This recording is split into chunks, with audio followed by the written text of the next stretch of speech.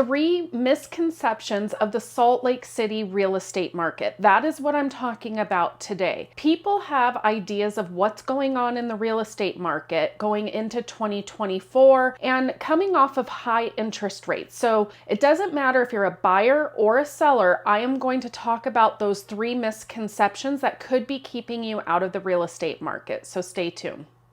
So the first thing I want to start with is I'm not trying to fool anybody. It has definitely been a challenging real estate year in 2023 with the interest rates going up, home prices as high as they are, and the whole affordability debate that we keep seeing here in Salt Lake City. So I'm not trying to sugarcoat it and make it seem like everything is great, but I do want to clear up 3 misconceptions you could be having about the real estate market, whether you're a buyer or a seller, that could be keeping you from stepping into the market right now, heading into the holidays or heading into 2024.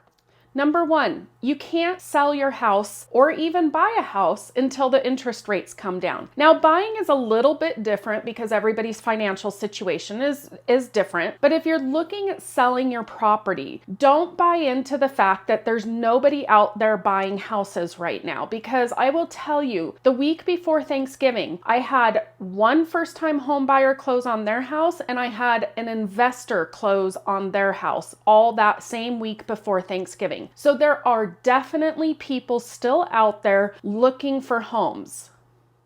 Number 2, I can't afford to buy a house with the interest rates as high as they are. That may not be true. Now, let me preface this. I never want to make somebody go into a situation that may not be the best financial decision for them. So, every situation is different. So this is a general statement. If you've been considering buying and you're in a good position to even buy, you have a down payment saved up, things like that. So whether you're looking at new construction, there's all kinds of builders out there right now that are doing incentives, maybe a 2-1 buy down that you've probably heard of. Some are doing permanent rate buy downs for your 30-year loan. Some are doing basement finishes. There's all kinds of different incentives happening, and private sellers are doing similar things with rate buy downs and things like that. So that can be a huge benefit for you as a buyer, whether you're doing new construction or existing home sales, to get your interest rate bought down. The other thing to consider is find a property with an ADU. Now, again, every situation is different. You need to talk to a qualified lender, but as a general statement, with an ADU, that gives you the opportunity to rent part of your home and have some rental income each month. That rental income will help you qualify for a home and can use up to 75% of the fair market rent value from the appraisal towards qualifying for a home loan. Now, again, everything is different. You need to do your research on that and make sure you talk to a qualified lender about what you can and can't do with that type of loan.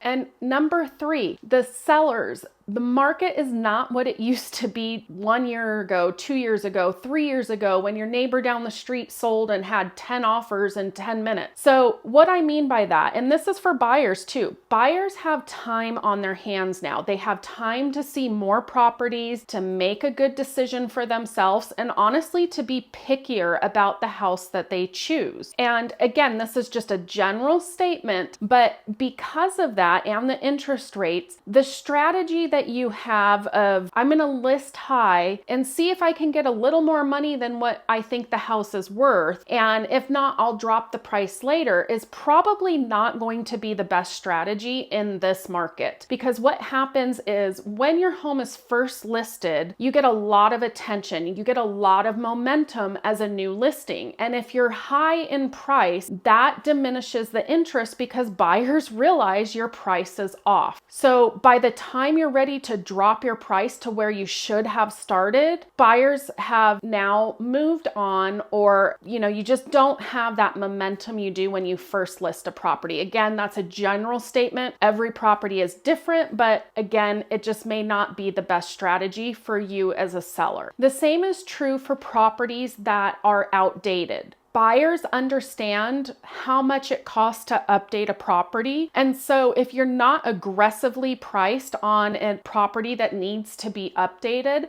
again, those buyers can be pickier and take their time and find a property that they like that has the updating done and doesn't have to cost as much out of pocket to, maybe get rid of the 90s cabinets in the kitchen that can be really costly, things like that. I hope you found the video helpful. If you're thinking about making a real estate move, I'd love to connect with you. You can shoot me a text, send me an email, do what you got to do, but get in touch with me. If you have any real estate related questions, I am always here to help, but as always, make it a great day.